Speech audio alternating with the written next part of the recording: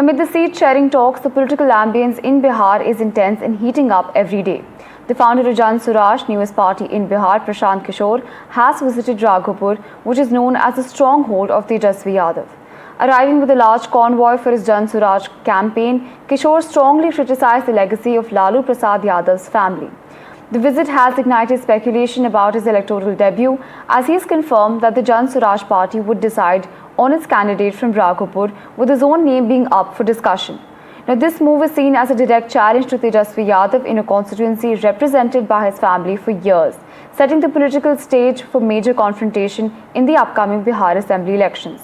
Now, taking a sharp dig at Tejasvi as well as Rahul Gandhi, he has stated that if I contest elections, it will be against Tejasvi only, and Tejasvi's fate in Raghopur will be the same as that of Rahul Gandhi in the 2019 Lok Sabha polls from Congress strongholds. Listen in to what he had to say.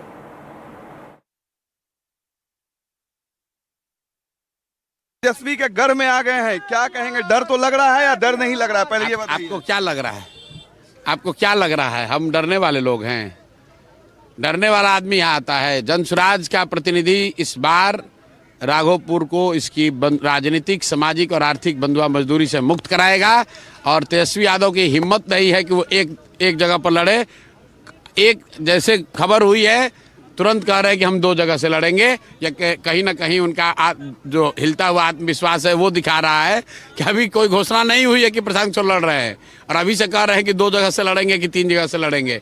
अगर क्षेत्र के लोगों के लिए काम किया है तो डरने की क्या बात है? यादव बेल्ट इलाका है, लेकिन हम जातियों में यकीन नहीं रखते हैं। हम लोग का जातियों से कोई लेना देना नहीं है। जो जाति के नाम पर राजनीति करते हैं उनके लिए ये सबक है। आइए और देखिए कि जिन लोगों ने जाति के नाम पर, सामाजिक न्याय के खोखले वादे के नाम पर वोट दिया, जिनको राजा बनाया वो राजा बन गए वो हेलीकॉप्टर पर, और ये देखिए यहाँ के बच्चे, यहाँ की महिलाएं किस दुर्दशा में जी रही हैं, उसको जरा आप देख लीजिए। ना इनके बच्चों के पास पढ़ाई है, ना रोजगार है, ना खाने का है, ना तरक्की है।